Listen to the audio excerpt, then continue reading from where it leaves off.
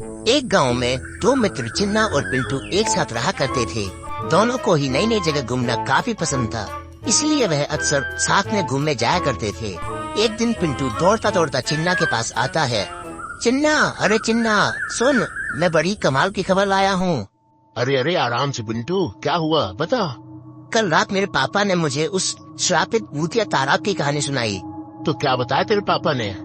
पापा ने बताया कि बहुत समय पहले एक राजा अपनी रानी को बहुत प्यार करता था, इसलिए उसने अपनी रानी के लिए उस तालाब को बनवाया था। लेकिन किसी दूसरी स्त्री के प्रेम में पड़ने के कारण उस राजा ने अपनी ही रानी को उस तालाब में डुबाकर मार डाला। और जब राजा अपनी रानी को उस तालाब में डूबे हुए था, तभी रानी ने उस तालाब को श्राप दिया था कि जो भी इस तालाब के जल को छुएगा वह एक मछली बन जाएगा। फिर आगे क्या हुआ? फिर एक दिन राजा और उसकी प्रेमिका तालाब में स्नान करने गए और एक मछली बन गए। और कहा जाता है कि अगर आज भी कोई उस तालाब को जल छू लेता है तो वह एक मछली बन जाता है। मुझे तो शुरुआत से ही तुम्हारी कहानी पर विश्वास नहीं था। वो तो मुझे बस मजा आ रहा था, इसलिए तुम्हारी इस फालतू की भूतिया कहानी को सुने जा रहा था। अरे भाई, ये एक सच्ची कहानी है, तभी तो आज भी गांव वाले उस तालाब के पास जाने से डरते हैं और सभी को वहां जाने से मना करते हैं।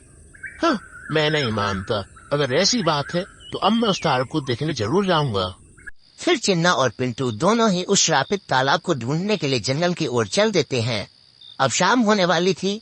थोड़ी देर बाद पिंटू और चिन्ना को वो तालाब दिख जाता है। तालाब तो मिल गया ना, तो अब वापस चलें या तू उसमें तैर के ही मानेगा? अरे भाई, अब यहाँ तक आई गए हैं तो एक बार इसके जल को छू के ही देख लेते हैं। क्या पता इस में श्रापित है भी या नहीं। अरे नहीं भाई, ऐसा मत कर। चिन्ना पिंटू की बात को नहीं सुनता है और धीमे से आगे बढ़ता है और तालाब के जल को छू लेता है। पानी को छूते ही चिन्ना एक मछली बन जाता है और तालाब में गिर जाता है।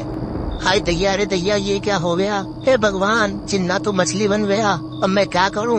मैं इसको बाहर कैसे निकालूं और वापस इसे इंसान कैसे बनाऊं?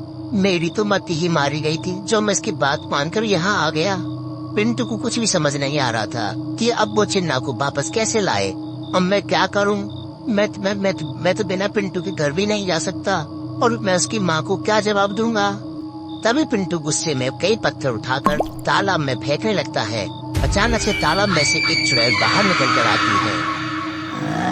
लगता है तुम मरना चाहते हो, इसलिए मेरे इस प्यारे तालाब में पत्थर फेंककर इसमें रहने वाले मछलियों को परेशान कर रहे हो। नहीं, मुझे बस मेरा दोस्त वापस चाहिए। वह मछली बन गया है, उसे वापस कर दो, मैं यहाँ से चला जाऊँगा।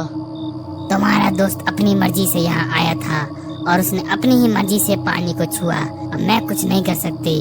अब तो वह मेरी पालतू मछली बन चुका है। अब जल्दी से तू भी यहाँ से भाग जा, वरना मैं तुझे भी मछली बना दूंगी। पिंटू काफी विनती करता है, लेकिन चुड़ैल पिंटू को डराकर वहाँ से भगा देती है। कुछ समय बाद पिंटू फिर से उस तालाब के पास आता है, लेकिन इस बार वह अकेला नहीं, संकट मोचन हनुमान जी की एक मूर्ति को लेकर आता है। तो फिर से आ गया? इस बार मैं तुझे नहीं छोड़ूंगी। अब तू मछली नहीं बनेगा, बल्कि सीधा मेरे पेट में जाएगा।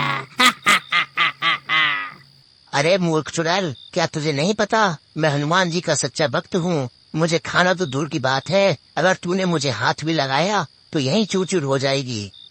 तभी पिंटू हनुमान जी की उस प्रतिमा को तालाब में रख देता है। जय श्री राम, जय जय श्री राम। तभी चुड़ैल तड़प तड़प के जलने लगती है। बचाओ बचाओ, कोई तो बचाओ। अरे ये तूने क्या कर दिया? ये क्या हो रहा है? बचाओ। ये तेरी सजा है चुड़ैल। तूने मेरे दोस्त और ना जाने कितने लोगों को मछली में बदल दिया और उन्हें अपने पालतू बनाकर यहाँ पर पानी में रख लिया है। अब तेरे मरते ही ये शराब टूट जाएगा और मेरा दोस्त वापस इंसान बन जाएगा। इतना बोलते ही चुड़ैल हवा में गायब हो जाती है और सारी मछलियाँ वापस इंसान बन जाती हैं।